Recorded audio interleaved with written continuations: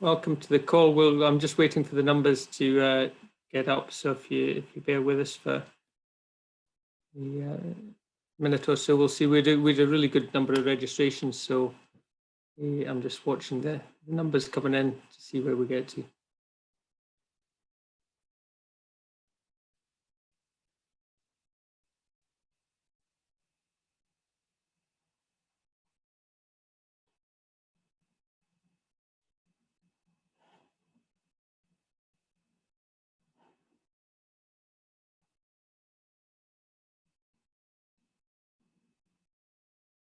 The numbers still going up, so I'll give it another half minute and then we'll start.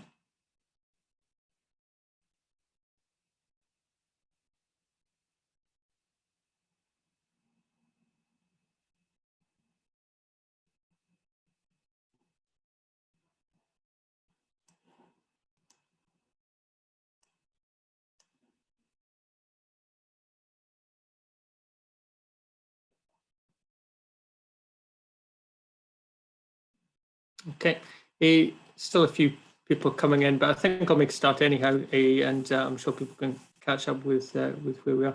So firstly, thank you very much for attending the webinar. My name is Andy McDonald. I'm the Programme Director with Offshore Wind Growth Partnership. Here today, and I'm joined by my colleague Lynn McIntosh, the Programme Manager for OWGP. And we're here to tell you about the new development grants that have been launched and provide you a bit more detail and information about those. By way of context, I think we're in a fantastic place just now. We're kind of this event is sandwiched between the IUK event last week and the OWNE event at the tail end of this week, but some really good announcements politically that are coming through, most notably from the Prime Minister a few weeks ago in terms of the £160 million investment in manufacturing sites. And I'd really encourage you to think about applications in terms of that context as well, but also very encouraging words from Minister Kwarteng at the end of last week at the IUK conference as well. So some really good political momentum behind the sector at the moment. So we're hoping the OWGP can do our part to continue that support. So that's by way of context in terms of what we're covering. In terms of the agenda, what we've got today, I'll give a brief overview of OWGP, just so that you understand what the organisation does. And then my colleague Lynn will be covering the details of the development grants in terms of scope, target, eligibility. And then I'll give a bit more detail on what we're doing in terms of business transformation. The Sharing and Growth Programme is still open, and I just want to take the opportunity to let you know a little bit more about that, and then we'll go to Q&As predominantly focused on the development grants. So that's the agenda for today. So in terms of OWGP, for those of you that aren't aware of it, the Offshore Wind Growth Partnership was set up as part of the sector deal about 18 months ago. It's funded by Offshore Wind Industry Council members. There's a budget of 100 million over the 10-year period, with the aim of achieving the targets by 2030. So we're just into the kind of first year and a half of the programme. The budget will increase over time, so we've got about £4 million this year to spend, of which this programme is about £1.5 million. In terms of the aims of the programme, what the Growth Partnership is set up to do is to grow the sector, and there's kind of four main strands that we use in order to cover that off. So the first strand A is really around bilaterals between the developers and the supply chain companies. And if you haven't seen it, last week there was a playbook published by the OWGP, which covers many of the mechanisms that the developers are using and the turbine OEMs are using to engage with companies. So that's covering some of the meet the buyer events and some of the other more creative ways they're looking at engaging earlier with the supply chain to help it grow. So that's the kind of strand A part. In terms of strand B, C, and D, what we're looking at is improving the quality of the companies and the competitiveness of companies. That's very much what strand B is about, making companies better so they can win contracts. And then strand C is about bringing in new companies, bringing in experience from other areas. And then strand D is about maintaining that sustainability in terms of embedding IP into UK companies, so there's a longer term success for UK industry. So those are the different areas. That's what we're aiming to do with OWGP. In terms of delivery, there's two simple mechanisms that we use. One is we can provide cash to companies. We can provide funding through grant funding programs, which we'll talk about in a second. And then the other is through business transformation, which is about supplying expertise into companies, whether it's the WEST program, the Wind Expert Support Toolkit, at a short, sharp intervention, or the Sharing and Growth program, which is a longer intervention. So if you think about what OWGP does, it's those two aspects, the grant funding aspect and the business transformation, so providing money and providing expertise to help companies grow. So it's a broad overview. I'm going to come back to the Sharing and Growth program at the end, but the main aim of today is to provide you with information about the development grants program, which is part of the grant funding activity. And I'm going to hand over to Lynn to tell you more about that.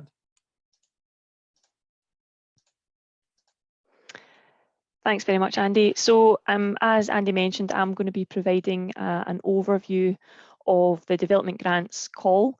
Predominantly, I'll be providing an overview on the scope of the call, those that we're targeting, so the types of companies that we want to engage with, the eligibility of those companies, and also then how to apply.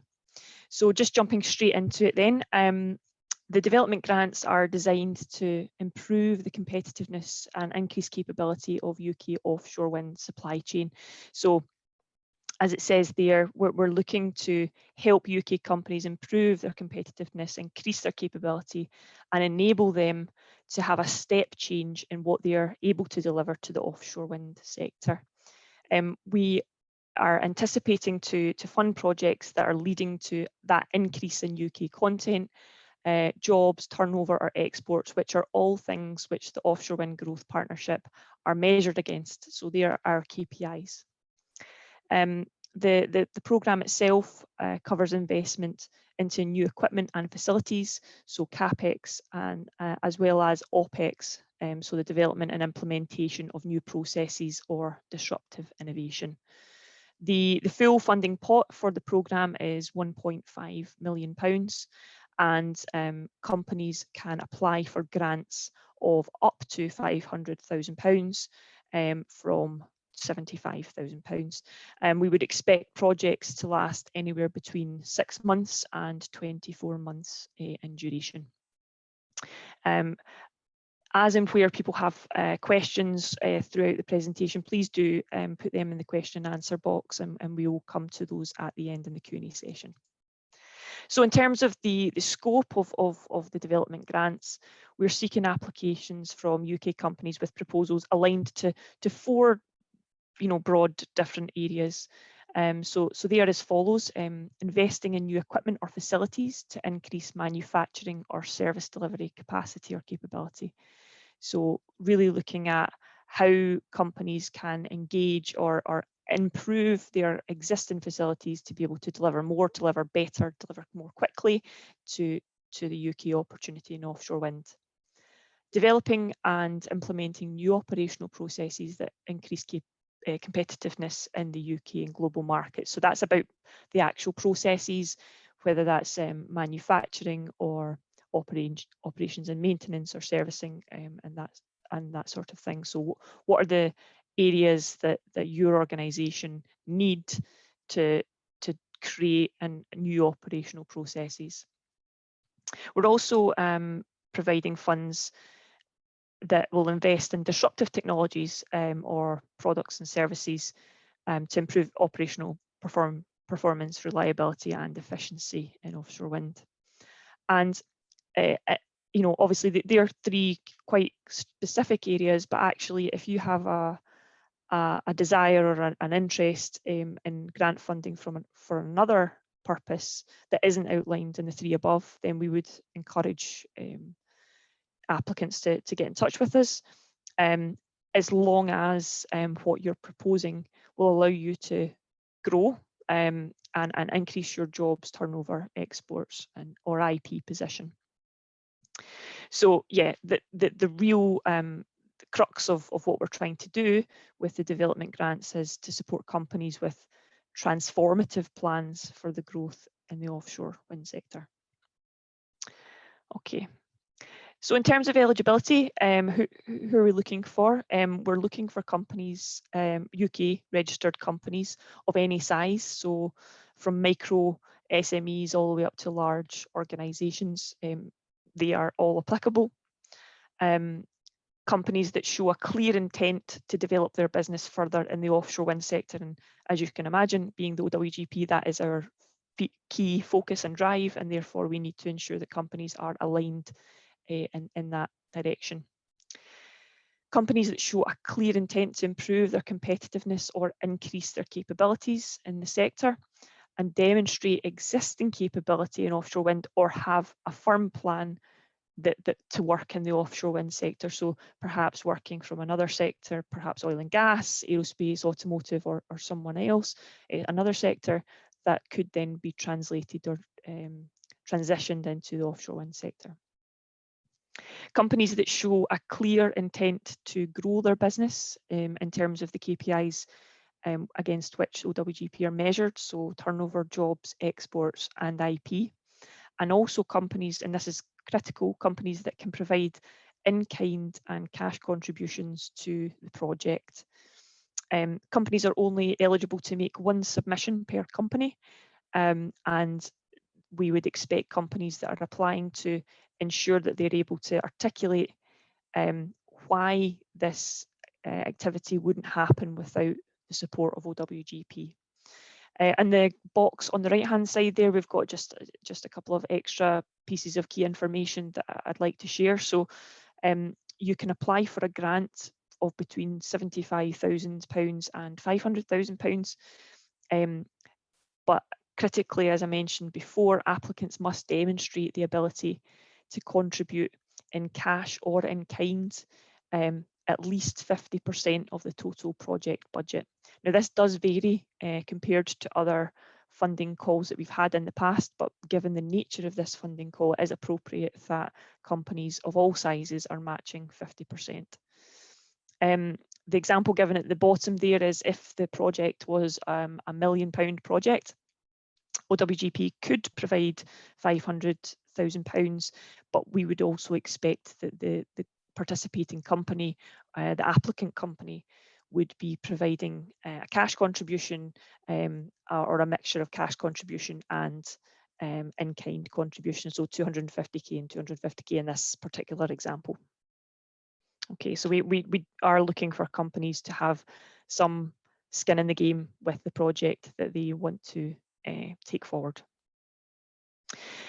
Just following on from that, the project team, so we expect each of the lead organisations to be a business based in the UK, but we do also encourage the inclusion of other organisations as part of that wider project team, especially where it would be appropriate to include additional expertise, for example, or people with expertise of a certain nature. So that could be other UK businesses, academic institutions, public sector organisations, or research and technology organisations. And we would be more than happy to provide some assistance if you don't have a partner but would like to find partners for the work that you would like to propose as a project. So if you do find yourself in that situation and you would like some support, if you contact us at info@owgp.org.uk, and we can try to help and advise you of potential project delivery partners. The point at the bottom there, just touch on, we may consider overseas partners if the capability doesn't currently exist in the UK, but we would have to be convinced of the fact that that capability doesn't exist in the UK in order to fund that activity. Okay. So in terms of how to apply now, the development grant is a two-stage application process, and this is for a couple of reasons. We tend to get a lot of applications to all of our grant funding and business transformation programmes, and therefore we need to be able to manage the volume of applications and ensure that the companies who are applying are eligible against each of the particular grant proposals. We also will notify applicants as early as possible. Having a two-stage approach, it means we can let people know that perhaps that they shouldn't continue or that they should at an early stage, and then it allows us to go into deeper detail on the ones that we're going into a further development, or that we would like to develop further. So only we have, as I say, two-stage application.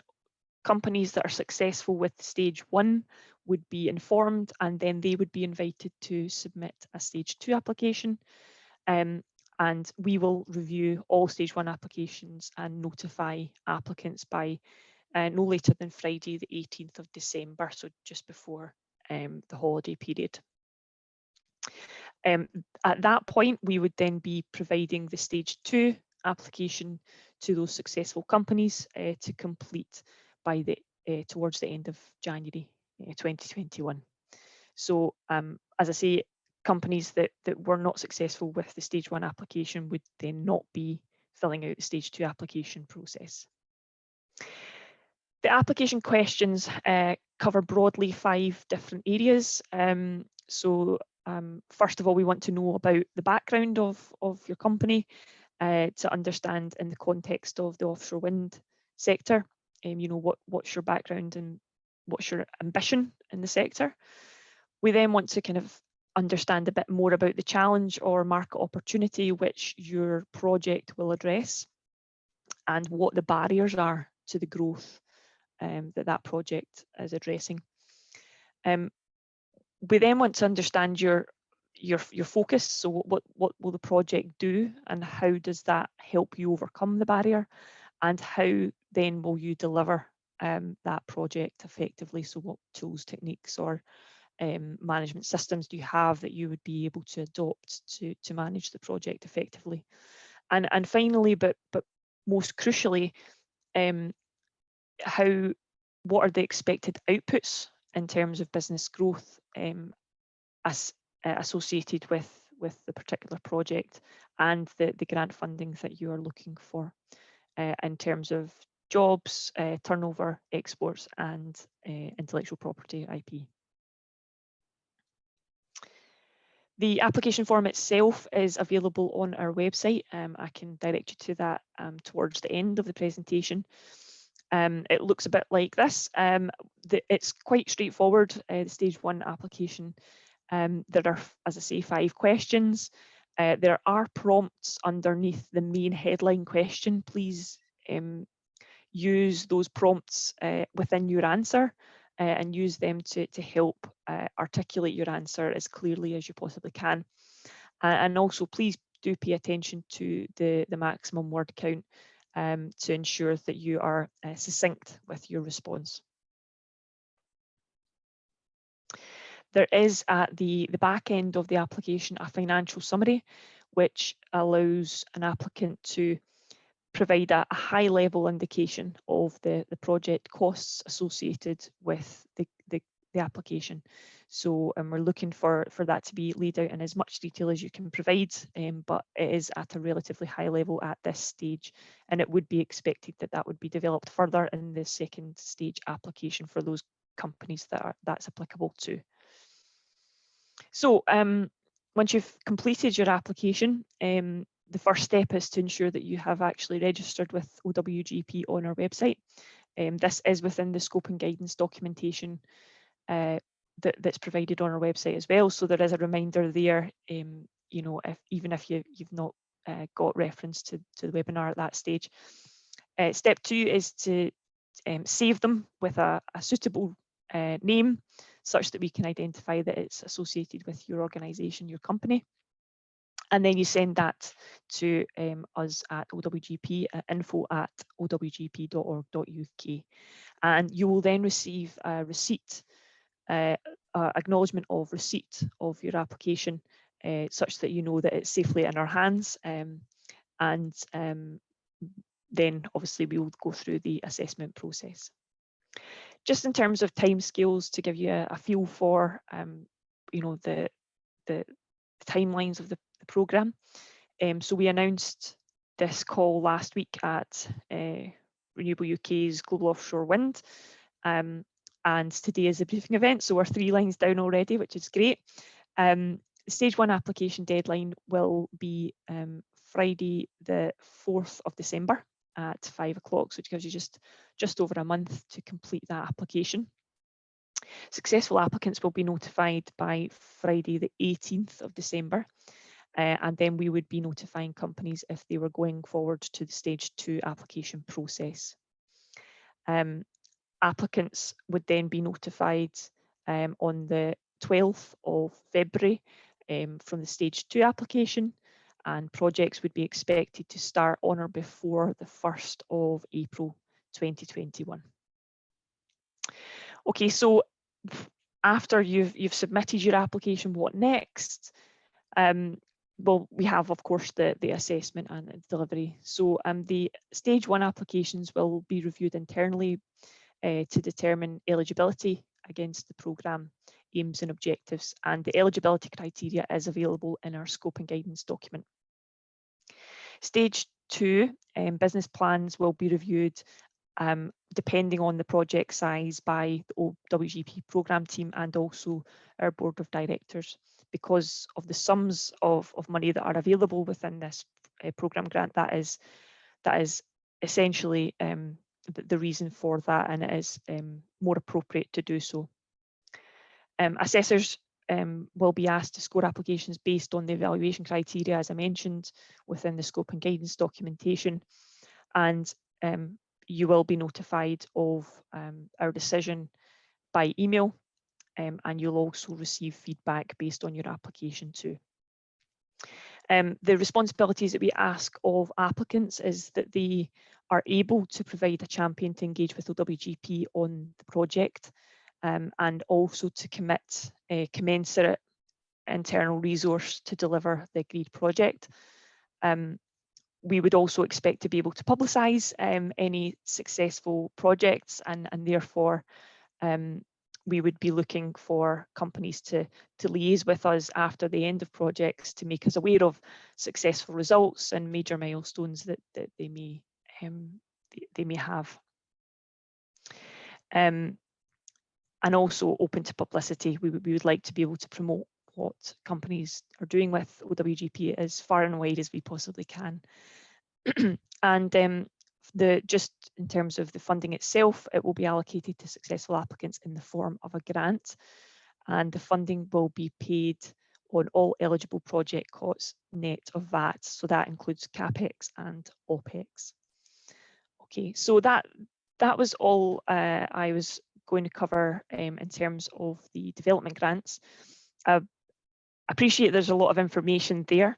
I'll allow you to digest that for a couple of moments, and I'll hand back over to Andy to take you through some of the things that we're doing in business transformation, and then we'll go to a Q&A. Okay, Andy, over to you. Thank you, Len. That seems all very clear to me, but then I guess I'm familiar with it. Lots of good questions coming in. So some I've answered online. Hopefully that's helpful, and we'll come back to some of them. I've kind of put to the side, and we'll answer in the Q&A after this. So please keep the questions coming in. If you put them in the Q&A box, it means we've got a record on them, and we can send that out. So we've got a record of the questions and the answers, so that everyone's seeing the same information. So it's rather than the chat box. So I was wanting to just take the opportunity while we've got interested parties to talk about the business transformation side of things, and in particular the sharing and growth side. So I talked at the start about how OWGP provides support through 2 main mechanisms. So through either providing funding or providing expertise through business transformation.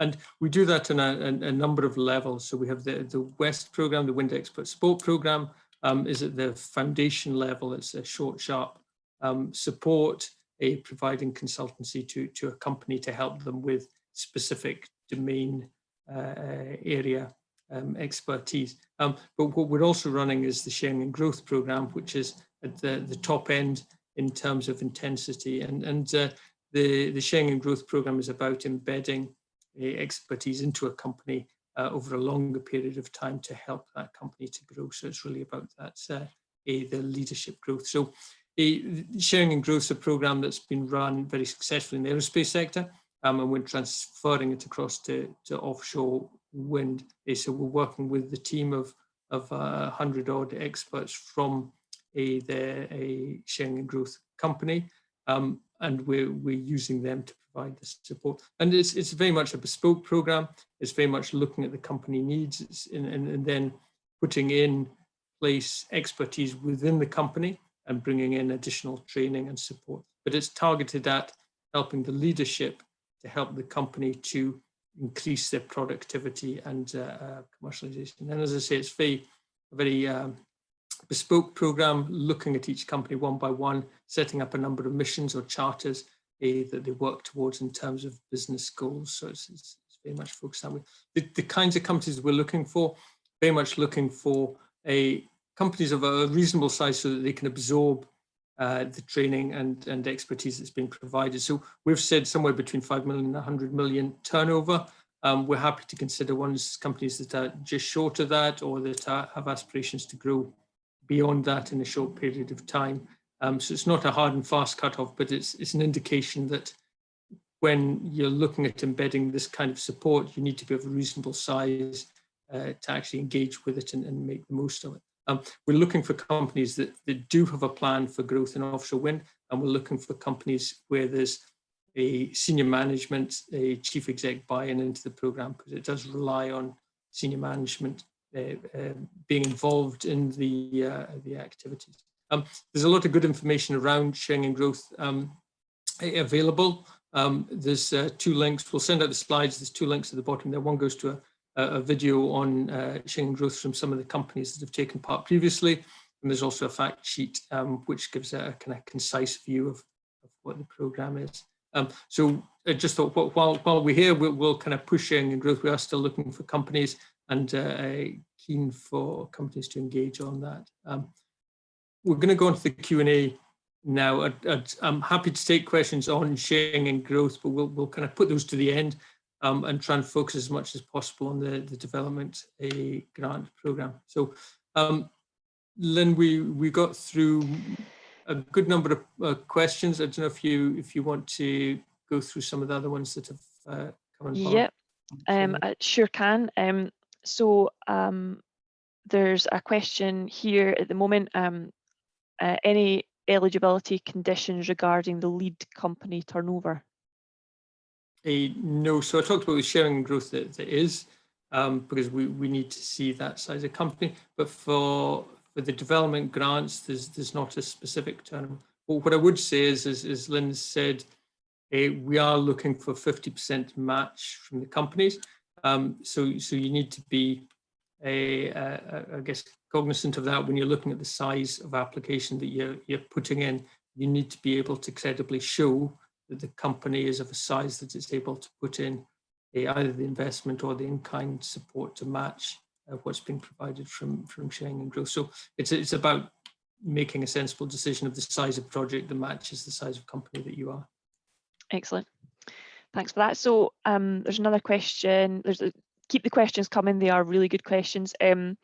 It can take a while to jump through internal hoops to get match funding if we were successful to go through to stage 2, but the internal process says no. Are we tied to proceed contractually with you?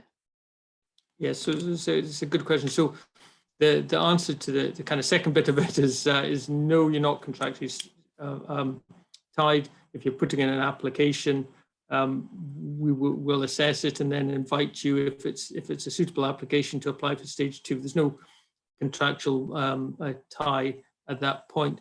The second point that you raised is a good one, though, because we're keen to support companies as soon as possible within the growth partnership programs. We've said that we'll advise you by December 18th in terms of stage 1, and that the closing date of stage 2 is the 22nd of January. I'm aware that's quite tight if you're looking to get senior approval for funding. What I would say is that we will have that a closing date, but we will be sympathetic if there are specific reasons why people can't get approval for a investment from the company at that point. So we do recognise that these are quite large sums of money. They do need approval in some cases at board level. So we're, come and speak to us about that if that's a challenge. Yeah, brilliant. Okay, there's another question here. Is the fund, if this is likely to be funded in 2021, will de minimis apply? So I guess this is probably referring to state aid issues.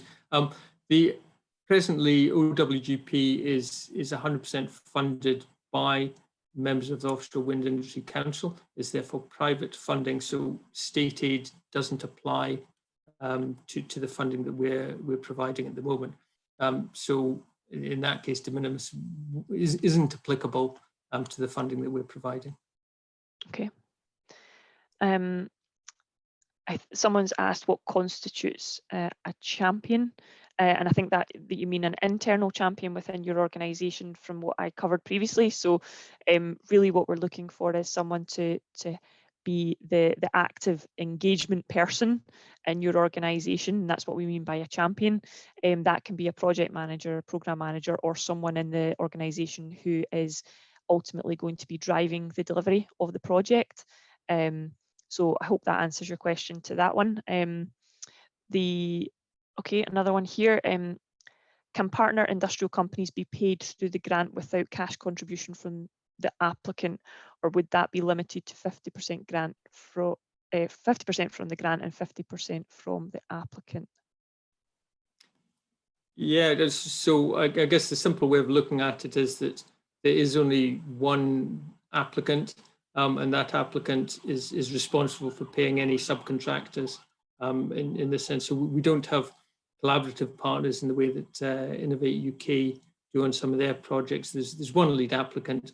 They will be awarded the grant, and it's for them to pay any subcontractors. So in that sense, the question of what's the percentage going to the subcontractor doesn't really come about. That's up to the applicant to manage that. Yeah, I don't know if I made that clear or not.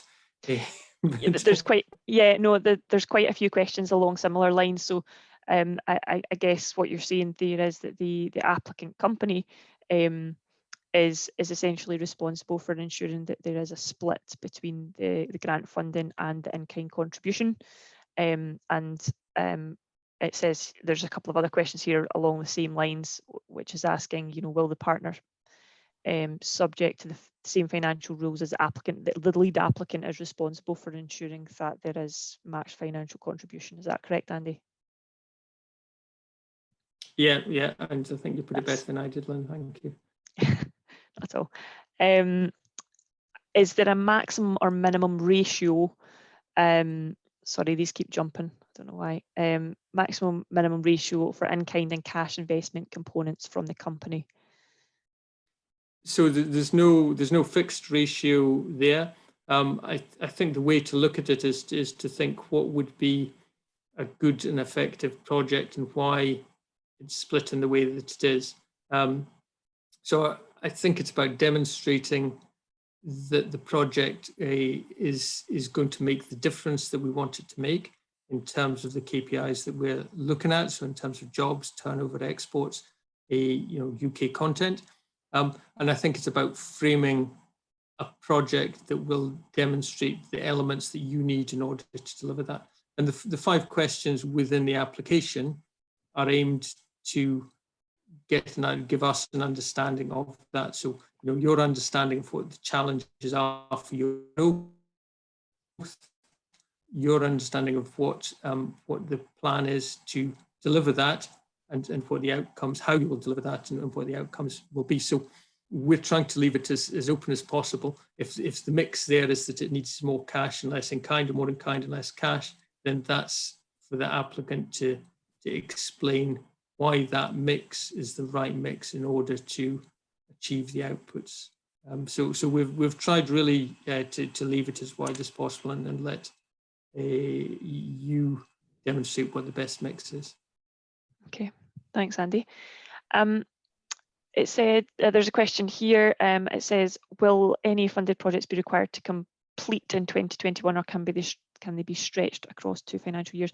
What I would say is, yeah, they can stretch across 2 financial years. So I think we outlined there that the projects can last from anywhere between 6 months and 24 months. So we would expect that there would be multi-year projects and that could stretch across multiple financial years. I'm just going through the rest of the questions. Will leaving the EU have an impact on regulations or conditions in terms of funding? I don't believe so, Andy. But no, because it is private funding. It's not public funding, so it doesn't fall under a state aid regulations. Excellent. And there's a final question here. I can see said, how can academic partners or research institutes be engaged to ensure any companies looking for partners can be connected quickly? We are taking it that the lead organisation, so the lead applicant would come to OWGP and would request some connections out to the academic or RTO communities.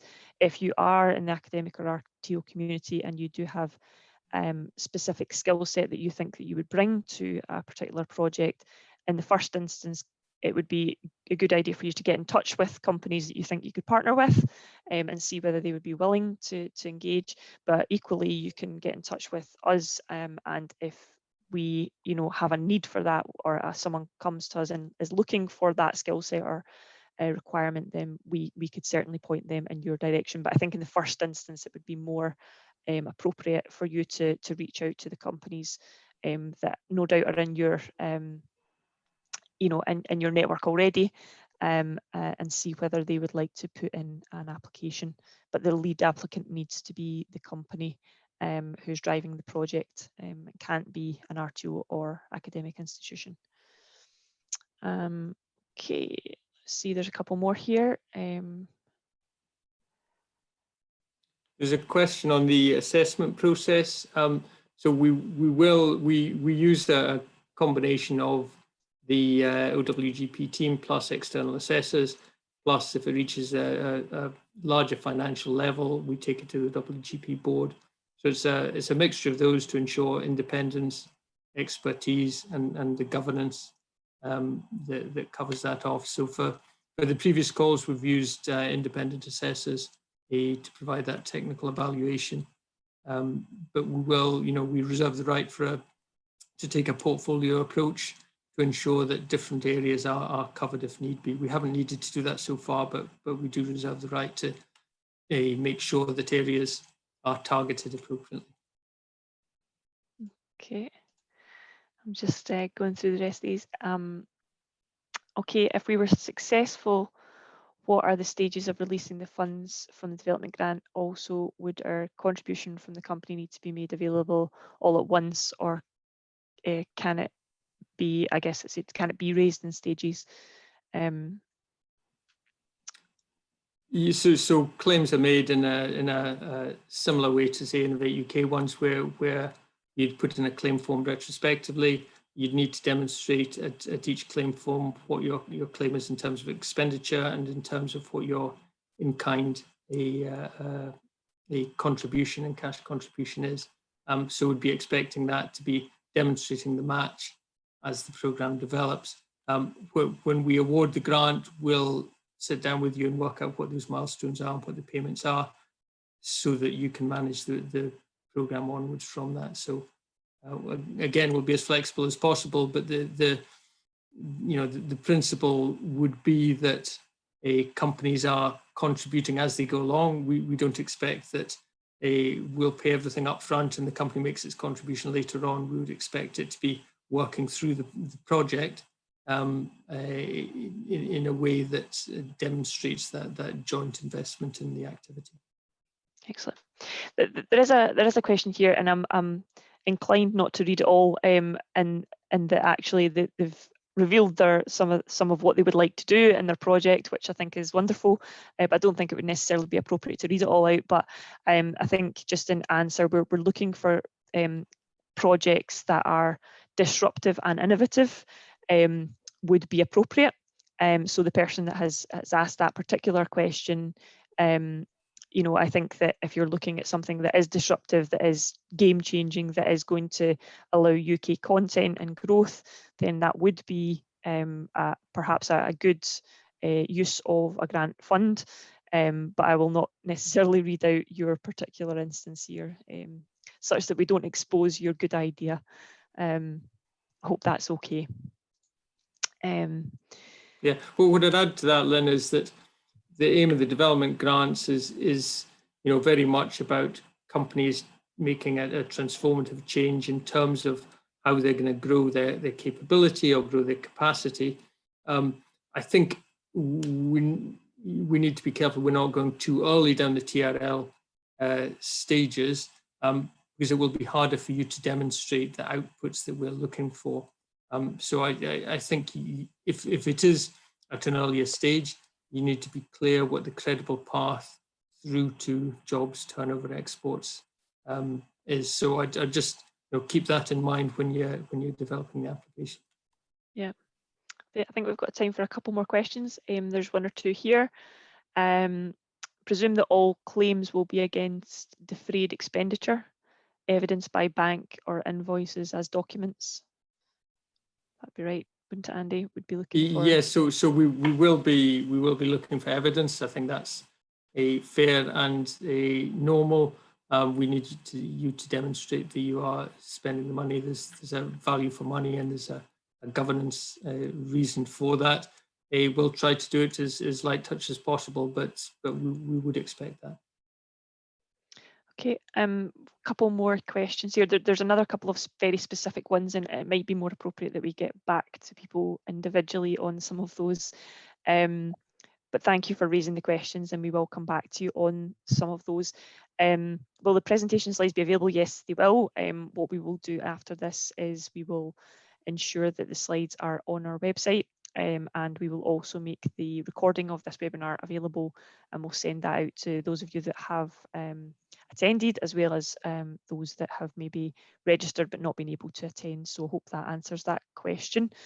There's just one or two more. Do projects need to be fully costed at the point of stage 1 application or estimated appropriate at this stage? As I mentioned, I think I'll take that one, Andy, if it's okay. Yep. At the stage 1 application, we're looking for a high level project costing. We would like companies to be as accurate as they possibly can be at that stage, and if it was to change wildly from that in the stage 2, we would probably have some questions to ask, but we would expect that we would take a kind of big handfuls approach at a stage 1 application to get an indication of the intent of the company at that stage. So the more evidence or the more information you can furnish your application with, the better. But we do appreciate that it might take a bit longer to get very detailed costs associated with a large project. Okay. There's a question on need for a finance support or accountant to help with it. I'd have a look at the application form. I would hope, particularly the stage 1 application, is I think you should be able to fill that in yourselves without any specific help. It just goes through what your costs are and what the outputs would be from a financial perspective. So I think that's fairly straightforward. For the stage 2, we will be looking for a business plan and a project plan. Again, I don't see it necessarily a need for an accountant to be involved in that. I think it's about the business planning side. But it's really up to you to ensure that you're presenting the best possible case for the project proposal that you've got. Okay. And there's just one here. Can I direct university support to you through me, and does the university support need to be specified in my application? So we would expect you to make us aware if you were wanting to partner with another organisation, and that is looked upon, as I said, we would like to encourage applicants to consider having other supportive organisations as part of their application. So yes, that would be allowed. As a business, you would be expected to be the lead applicant, but you can have support from university organisations or RTOs or anyone else that you might be engaging with to make your application. And can it be part of my application contingency fund? The way in which you would choose to, or the total cost of your project is really up to you as the lead applicant, and therefore if you would like to direct funds to other delivery partners, that is allowed, but it needs to be covered within the full project cost. Hope that answers your question. There's a question in the chat about do all partners have to be subcontractors, and just to kind of explain that, the way we provide support is about providing support to a company so that company can grow.